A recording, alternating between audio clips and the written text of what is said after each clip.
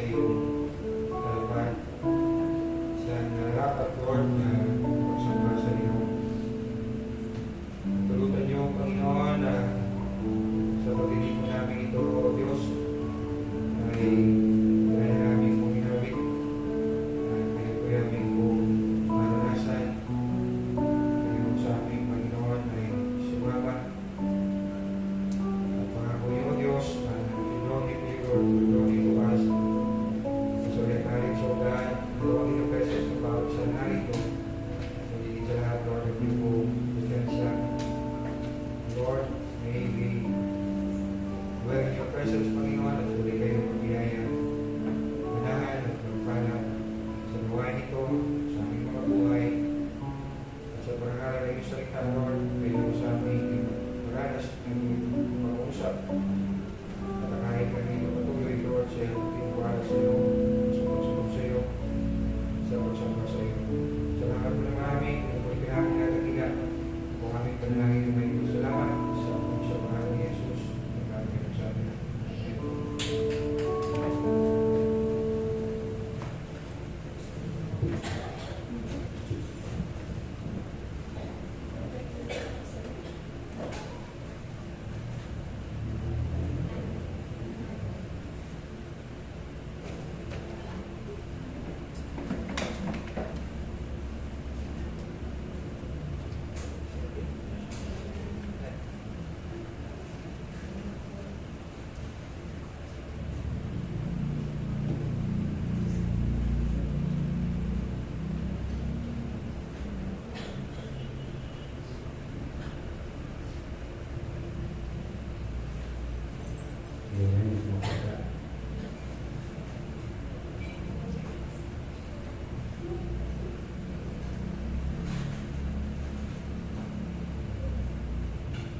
Praise the Lord. So tayo po ay magpapatuloy sa tema po natin, the Acts of the Church.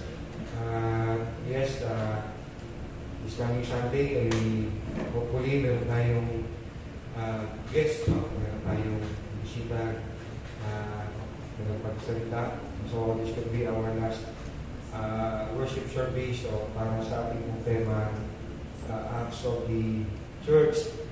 Nakita natin, no, na pangunahin po, very clear na pangunahin pong buhay ng mga mananampalataya sa panahon ng mga apostol ay pangangaral ng salita ng Diyos na sa layunin na patatagin ang pananampalataya ng mga mananampalataya, sa layunin na protektahan ang mga mananampalataya sa maling aral, mga bulaang mga aral. Ang tawag ng Bible ay mga asong gubat, ang babangis na aso. At yes, sa layunin na may palaganap ang mabuting balita upang lahat ng sumampalataya ay magtango ng buhay na walang hanggan. In short, ang buhay po ng mga mananampalataya sa panahon ng mga apostol, we can clearly see, was all by and through for the Word of God. Now, kaya po natin ang Acts chapter 28, huling kabanata po ng Aklat ng Mga Gawa. At ang ating mapupulay-bulayan ay verses 1 to 10. At ang mensahe ito ay pinamagandang ko pong the providence of God, the providence of God. Acts 28, 1 to 10.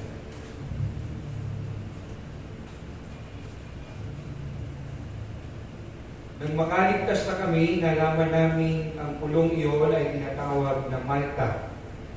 Napakabuti ng ipinakita sa amin ng mga taga-roon sapagkat nang bumagsak ang ulan at naging maginaw, nagsiga sila at nasikaso kami mabuti.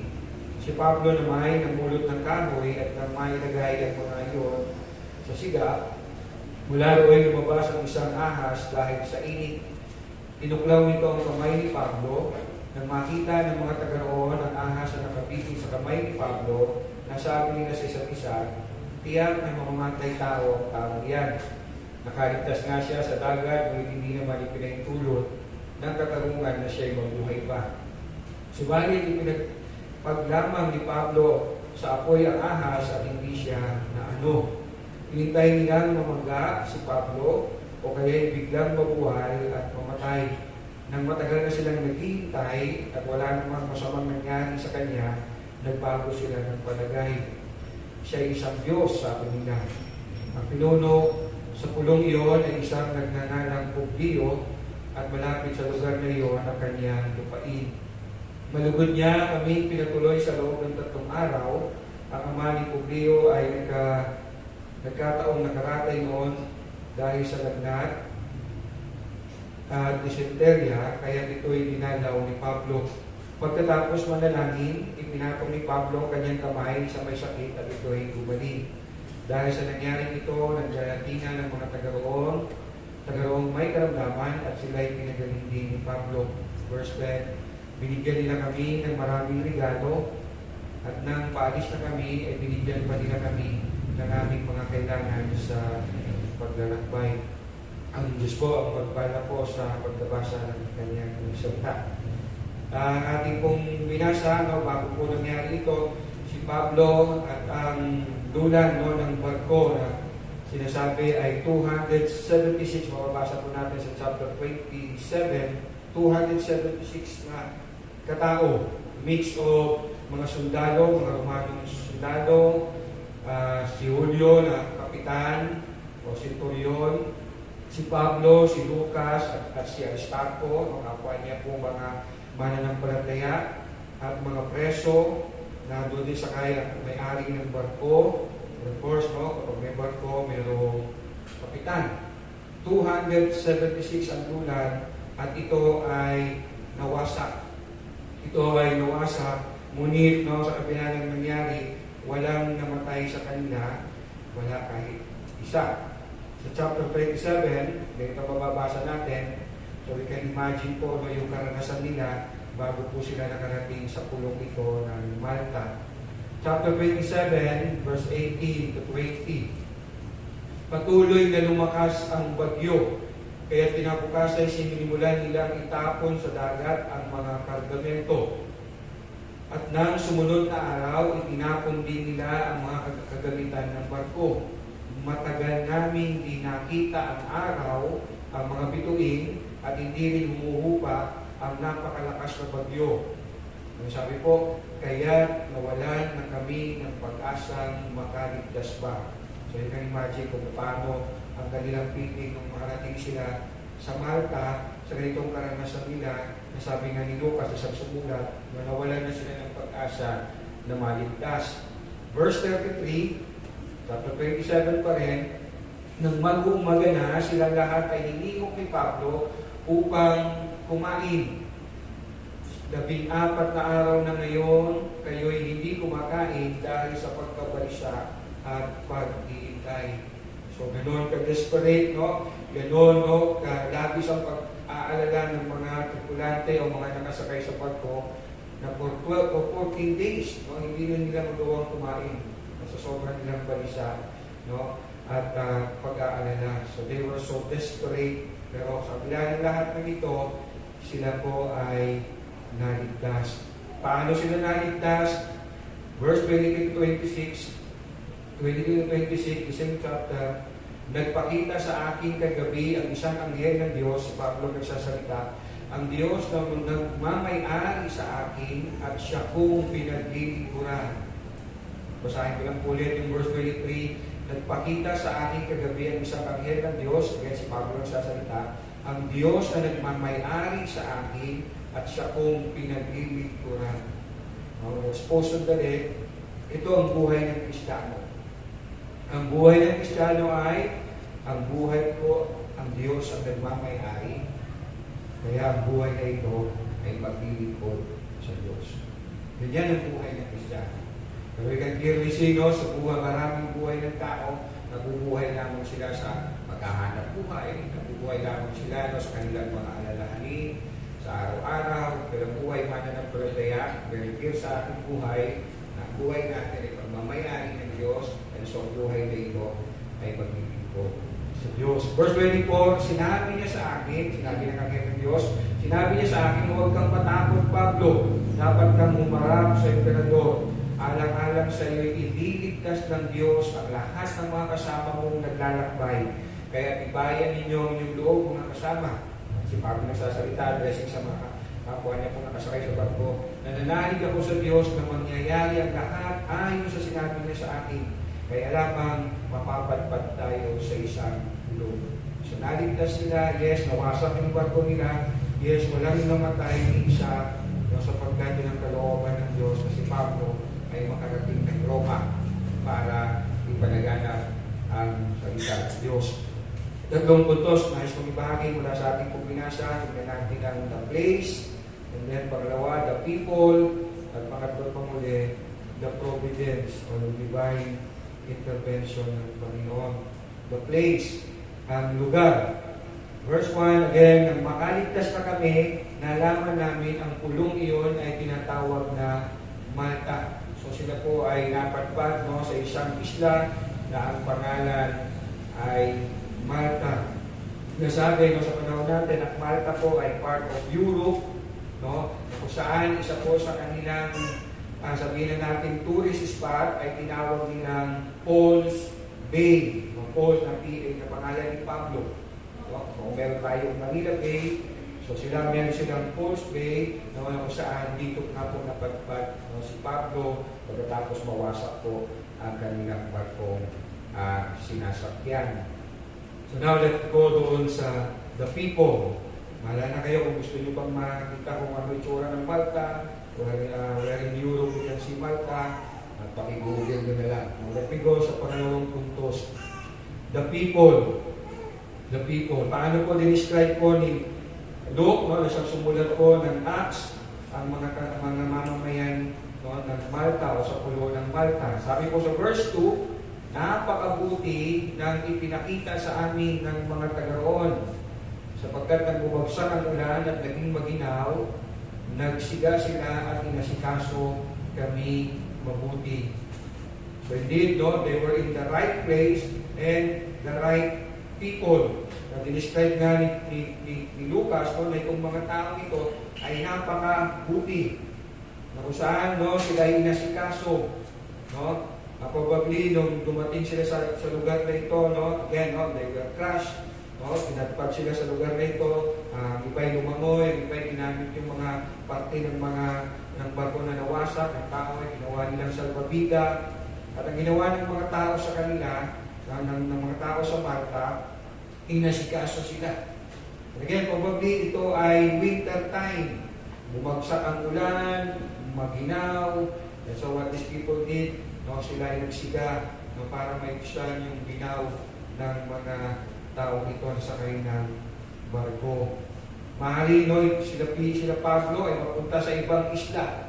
No, remember, no, yung barko nila nasira, so out of control na yung barko, wala na sa kamay nila ang pagkontrol sa barko, na hindi na nila makokontrol kung saan ito papupuntahin.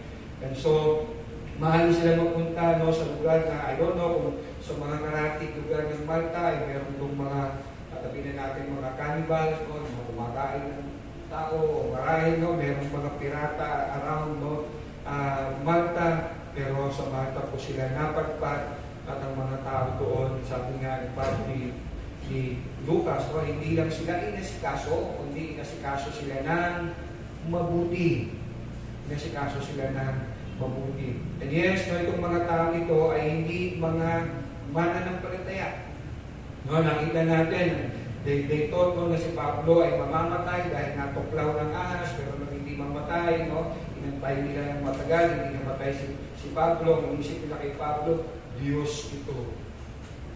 So these people, no, ay hindi po sumasamba sa tunay na Diyos. These people, no, ay idolaters, no, mga sumasamba sa Diyos-Diyosan. But yes, ginamit sila ng Diyos, no, para si Pablo, na kasama ni Pablo, ay iligtas sa tiyak na kapahamakan. No, throughout, no, sa paglilitis kay Pablo, makikita po natin from Acts 21 o 23, no, hanggang chapter 28, no, kung saan ito po yung story ng paglilitis kay Pablo, makikita natin na ang Diyos po ay gumagamit po ng mga tao and even hindi mga mananampalataya, no, para si Paul ay protektahan at makarating sa Roma na siyang kalooban ng Diyos. Halimbawa, sa Gawa chapter 27, Gawa, Kabanatang 27, let me read verse 3. Sa verse 3 ng Gawa, chapter 27, kinabukasan, dumaon kami sa Sidon. Mabuti ang pakikitungo ni Julio kay Pablo. Sino itong Julio na ito? Pinahintulutan niya itong makadalaw sa kanyang mga kaibigan upang matulungan siya sa kanyang mga pangangailangan. Si Julio po, siya ay sundalo, siya ang pinakakapitan o centurion. Sa verse 42, binalak ng mga kawan na patayin ang mga bilanggo upang walang mangalangoy at makatakas dahil mawawasak na yung barko nila. Subalit, nais ng kapitan, pinagukay po dito kapitan ay si Julio, ng mga kawan na iligtas si Pablo. Kaya pinagbawalan nito ang mga kawan. Sa halip, pinatalon niya sa tubig ang lahat ng marunong lumangoy upang makarating sa pampang. Yun yung ito natin, maraming pinagdaanan si Pablo, sabihin na natin, testifying, life-threatening experiences, but still, hindi dahil sa siya ay may kahit pusa, may siyang nabuhay, kundi dahil nandun ang kamay ng Diyos, para tuparin ang kalooban ng Diyos na siya ay makapunta ng Roma. At tingnan niyo kung paano po winelcome si Pablo. No less than yung pinaka-pinuno ng Malta ang nag-welcome sa kanya at nagpatuloy sa kanyang bahay. Verse 7 ng ating text. Ang pinuno sa pulong iyon ay isang nagngangalang Publio at malapit sa lugar na iyon ang kanyang lupain, malugod niya kaming pinatuloy sa loob ng 3 araw. Imagine that, welcome,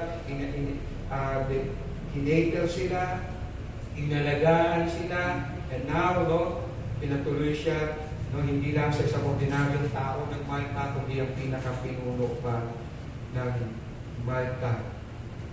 Ano nangyari sa pagstay ni Pablo po doon, 3 araw? Probably, of course, with Lucas at si Aristoco. Verse 7, ang pinuno, let me read again verse 7, ang pinuno sa pulong iyon ay isang nagngangalang Publio at malapit sa lugar na iyon ang kanyang lupain. Malugod niya kaming pinatuloy sa loob ng 3 araw. Ang ama ni Publio ay nagkataong nangaratay noon dahil sa lagnat at dysenteria, kaya ito'y dinalaw ni Pablo. Pagkatapos manalangin, ipinatong ni Pablo ang kanyang kamay sa may sakit at ito'y gumaling. Di lamang po nagkaroon ng magandang tuluyan si Pablo, kundi nagkaroon pa siya ng pagkakataon. For sure, for 3 days, nangaral siya doon sa bahay po ni Publio ng mabuting balita. At hindi lang siya nakapangaral ng mabuting balita, naggumawa pa siya ng himala, of course, sa pangalan ng Panginoong Yesus. So imagine now, itong pinuno ng Malta, most probably, I do believe, ay naging mga mananampalataya. Kaya naman sa verse 9, dahil sa nangyari ito, nagdatingan ang mga taga-roong may karamdaman at sila'y pinagaling ni Pablo. So, for sure, pinatawag ni Publio mga kababayan niya may mga karamdaman at pinapunta sa kanyang bahay. At si Pablo naman, pinagaling niya ang mga may karamdaman. At ano naging bunga ng pangyayari ito? Verse 10, of course, sumampalataya ang pamilya ni Publio, do believe, na may pangangaral ng mabuting balita doon. Verse 10, binigyan nila kami ng maraming regalo at nang paalis na kami, ay binigyan pa nila kami ng aming mga kailangan sa paglalakbay.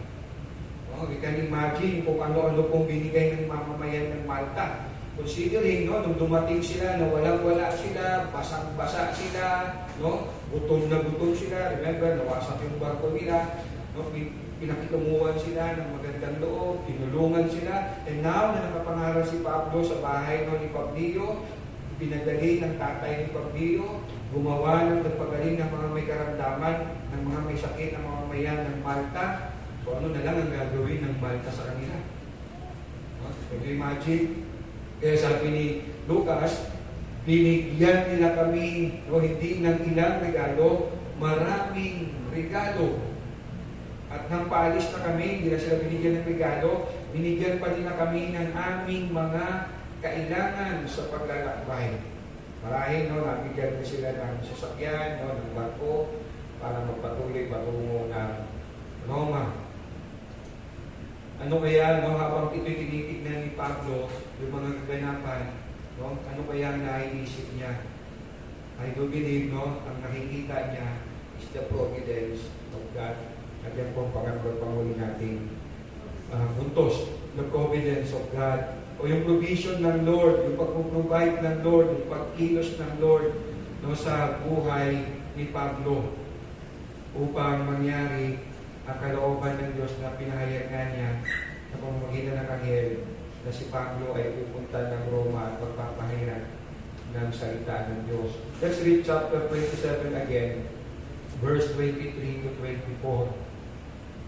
So si Paul, no, hindi lang niya tinignan ito na mabubuti ang mga mamamayan ng Malta, kundi sa lahat, tinignan niya ito, yes, kamay ito ng Diyos. Pagkilos ito ng Diyos. Verse 23-24, nagpakita sa akin kagabi sa anghel ng Diyos, ang Diyos ang nagmamayari sa akin at siya kong pinaglilingkuran. Sinabi niya sa akin, huwag kang matakot, Pablo, dapat kang umarap sa emperador, alang-alang sa iyo, iligtas ng Diyos ang lahat ng mga kasama mong naglalakbay.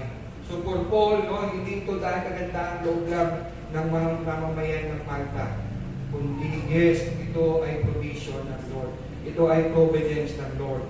Sa chapter 23, Acts pa rin, sa verse 11, 23 ng verse 11, kinagabihan, nagpakita ang Panginoon kay Pablo at sinabi sa kanya, lakasan mo ang iyong loob kung paano nagpatotoo ka tungkol sa akin dito sa Jerusalem, kailangan magpatotoo ka rin sa Roma.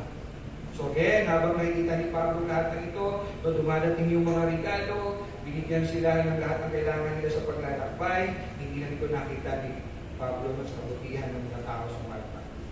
Kundi nakita niya providence ito, pagkilos ito ng Diyos. Sa chapter 9, no, yung conversion ni Paul, ano sabi ng Panginoon sa pamamagitan, pinarating sa pamamagitan ni Ananias, chapter 9, verse 13 to verse 14. Sumagot si Ananias, Panginoon, marami na po ang nagbalita sa akin. No, in response mo sa sinabi ni Lord na Ananias, pumunta ka kay Saulo. Sumagot si Ananias, Panginoon, marami na po ang nagbalita sa akin tungkol sa taong ito at tungkol sa mga kasamaang ginawa niya sa inyong mga hinirang sa Jerusalem. At napaito siya sa Damasco, taglay ang kapangyarihan galing sa mga punupari ng mga Diyo upang tapin ang lahat ng tumatawag sa iyong pangalan. Ulit sinabi sa kanya ng Panginoon, pumunta ka roon sapagkat pinili ko siya upang ipangaral ang aking pangalan sa mga higting, sa mga hari, at sa mga anak ng Israel. So, for Paul, nangyari lahat nito, no, hindi niya nakita ito as no, kabutihan ng loob lamang ng pagamalta, kundi this was God's providence. Kamay ito ng Diyos. And I don't believe, no, habang tinatanggap nila yung mga regalong iyon, no, naiisip o naalala ni Pablo ang mga salita ng Panginoong Jesus sa mga apostol sa Matthew chapter 10. Kung ngayon po natin sa Matthew chapter 10. Mateo, kabanatang 10, pagkakataong ito ay sinugol ng Panginoong Jesus at mga apostol. Verse 5 ng Matthew chapter 10, ang 12 ito ay sinugo ni Jesus at kanyang pinagbilinan, huwag kayong pupunta sa lugar ng mga hintil o sa alimang bayan ng mga Samaritano. Sa halip, hanapin ninyo ang mga nawawalang lupa ng sambahayan ng Israel. Umayo kayo at ipangaral na malapit ng dumating ang kaharian ng langit. Pagalingin ninyo ang mga may sakit at buhayin ang mga patay. Pagalingin at linisin ninyo ang mga may ketong at palayasin ang mga demonyo. Yamang tumanggap kayo ng walang bayad, magbigay naman kayo ng walang bayad. Verse 9, huwag kayong magdala ng pera, maging pinto, pilak o tanso sa inyong paglalakbay. Huwag din kayong magbaon ng pagkain, bihisan, pampalit ng sandalyas o tungkod. sapagkat ang manggagawa ay karapat-dapat na tumanggap ng mga bagay na kanyang ikabubuhay. I do believe, habang nararanasan ito ni Pablo, remember again, no, kung saan sila galing, nawasak yung barko nila, no, basang-basa sila ng bagyo, walang-wala sila. Pero now, here is Paul, no, they will leave Malta, no, punong-puno sila ng pagpapala. Regalo at mga kagamitan na magagamit nila sa kanilang paglalakbay. Again, I do believe, no, nasa isip ni Paul dito ay hindi lamang yung kabutihan ginawa ng mga mamamayan ng Malta, kundi ang nakita niya, providence ito ng Lord. Dahil pangako ito ng Panginoon na sa mga apostol, lumayo kayo, huwag kayong magbangon, huwag kayong magdala ng extra damit, no? Kayo ay tatanggap bilang manggagawa ng Panginoon, bilang tagapagpalaganap ng mabuting balita. Kaya ako po, no, personally, with all na meron ako, no, yung all na meron ako, material na bagay and everything, I don't take it as dahil sa aking sariling pagsasika, dahil sa sarili kong kasipagan, kundi I look it as God's providence, sapagkat yan ang pangako ng Diyos. And remember, nung nagsisimula ako dito sa SLMC, apat na kami, si Jen, asawa ko, si AJ, si CJ, I was receiving 3,500 a month. Bago pa yan, no, nung ako'y galing sa Taiwan, umuwi ako na meron akong dalang 80 o 90,000 cash. Pero ang salubog sa akin, anak, mapupoklose yung bahay natin. So napunta lang doon yung pera na dala-dala ko from Taiwan, na sabi ko sa aking sarili, sabi ko sa Lord, pag uwi ko ng Taiwan, magpapastor ako. Pero sinubok agad ako ng Lord, paano ko magpapastor? Wala kaming pera. Yung pera na dala ko, mapupunta lang pala sa pag-reconstruct ng aming bahay. Pag nangyari pa nga, talagang natuluyan na wala na sa amin yung bahay. And then, makuha na patpat sa HLMC, no? Nirefer ako ni Pastor Alan, tapo-tapo kay Missionary King. No? Kaya nung nakita kami, una namin tagpo, binigyan ako ng 2 pares na barong at slacks, kumbaga, 2 pares. And then, sabi niya sa akin, pumunta ka sa church, then pumunta ako, dala ko yung nagsuot ako ng barong, kolektot, ako ay magsasalita, dala ako ng sabi ni Ate Glo, dala mo pa nun, Pastor, attache case na plastic. No? Sabi nga namin, sino ba itong talagang to? Ayan pa, yung lagayan ng ating membership. Ayan, dala ko. No?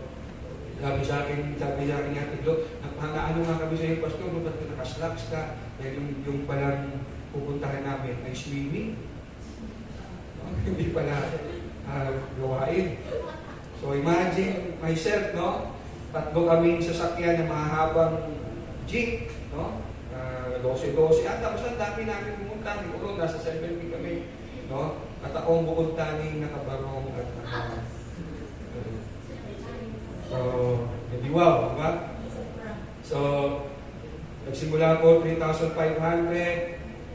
Now, 3,500 that time, no? Paano makakapagtaguyod ng 4 na miyembro ng pamilya? No? I don't want to use yung nakaraos na salita. I don't want to use yung nakasurvive. Kundi, I want to believe it was God's providence. God provides. Si AJ nakapag-aral, no, ng 1 taon sa international school, ng tuition ay 50,000 to 60,000. Dahil ba sa isipan ko, dahil ba yun sa diskarte ko, I believe yun ay God's providence. Ako pa'y nakapag-aral sa PTS, 3 taon ko sa PTS, hindi ako nakakapagbayad ng aking tuition fee.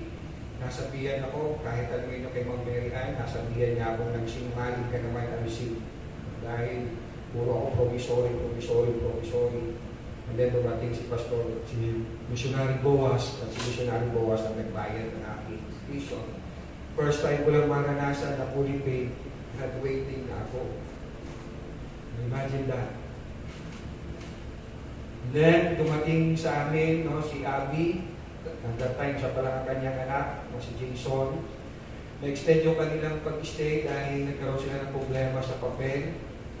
Hindi ako nagkakapalit. Kung magkulang-kulang sa taon natin silang nakasama. In fact, nakasama pa si Jason sa special number ng minsan. At si Abby nakasama natin sa gawain. For almost 1 year namin silang nakasama. At dahil tumagal sila dito, nagsimula siya Abby bumili ng mga appliances ng bahay. Refrigerator, TV, aircon, kotse, sala, yung sala namin hanggang ngayon, no? Binili ni Abby, yung kahoy. And yes, heater.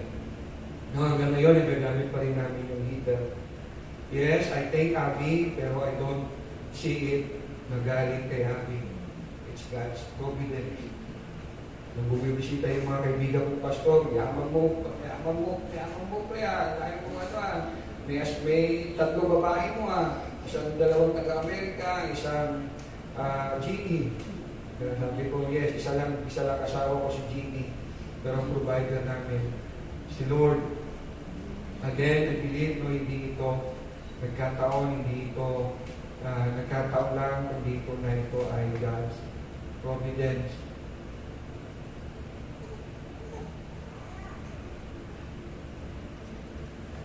Hindi pa kasama dyan, no, na araw-araw pupunta ako ng PTS gamit ang bisikleta. PSP siya, naiingit ako sa mga classmate ko, bakit sila nakamotor. Kasi minsan nire-wrestle ko si Lord, may duda pa ba kayo sa akin? Sinceridad ng pagpapasko. Bakit gano'n? Bakit ganyan?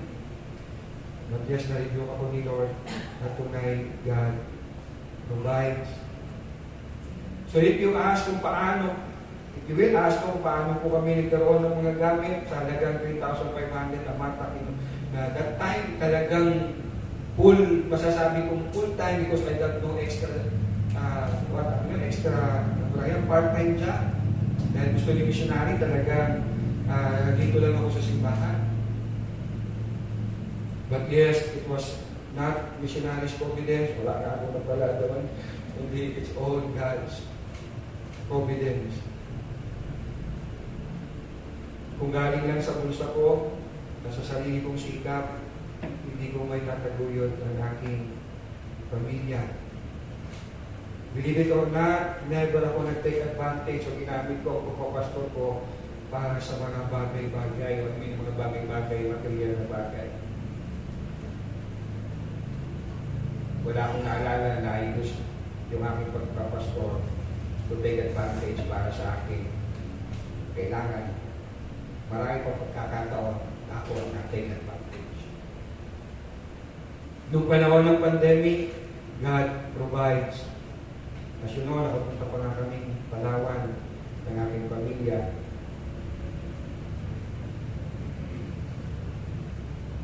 Noong panahon nawala na gumuho ang NCSTIRT, wala na akong part-time. No? Binigay naman sa akin ni Lord ang Sion. Hindi ko hinanap ang Sion, hindi ako nag-apply ng Sion. Binigay sa akin ni Pastor Arma, sabi niya pa, pupunta ako ng South Korea, ako mag-mission doon. Ikaw magpatuloy sa Sion. At kung ako'y pumunta doon, hindi ko in-expect, merong simbahan. Sabi ko, wow naman, ang galing. No, yung pinaka-gusto ko pang gawin, yung pang binigay sa akin ni Lord. Mangaral ng bahagi ng salita ng Panginoon. So it was all God's providence. Let me end. I don't know paano kayo napadpad sa Cavite. Paano kayo napadpad dito sa San Marino City. I don't know kung sino-sino ang tao na kasalamuha ninyo, kung sino-sinong tao ang tumulong sa inyo. I don't know. But one thing I am very sure, sa mga anak ng Diyos, si Lord ang kasama natin. God provides. Providence ng Lord ang ating nararanasan at patuloy na mararanasan. Hindi po tayo kahapit ngayon, tayo kayo na namin. Panginoon, salamat Lord. Tunay nga ang Biblia ay hindi lamang po mga kwentong naganap sa maraming taong nakaraan, Panginoon. Kundi tunay nga ito ay naganap dahil ito ay pinangyari ninyo. At ito nga, Panginoon, ay salita mo, O Diyos, na tunay, Lord, na hindi lang po nagpapaalala sa amin, kundi nagpapaalala sa amin, Panginoon. Na hindi lamang nagpapaalala sa amin, kundi nagpapakita sa amin, Panginoon, na kayo nga ay tunay na Diyos, na kayo ay buhay, hindi kayo malayo sa amin, hindi kayo Diyos na nasa trono niyo lamang na walang pakialam sa amin, kundi kayo ay Diyos na nariyan sa bawat araw, oras, minuto, segundo ng aming buhay, Panginoon. Salamat sa iyong salita. Salamat sa iyong buhay at makapangyarihan salita. Pulutan niyo muli, Lord, na as we look back, Panginoon, marami pong mga naranasan sa buhay, sa mga nangyari sa aming mga buhay. Lord, lalo nga lang makita pa. Tunay nga, Lord, it was you, Panginoon. Kayo ang aming kasama. Kayo ang gumawa, kayo ang mangyari ito, Panginoon. At tunay, Lord, we can only say, Panginoon, salamat. And we can only say, Panginoon, salamat sa iyong biyaya. Hindi kami karapat-dapat, ngunit, Lord, napakalaki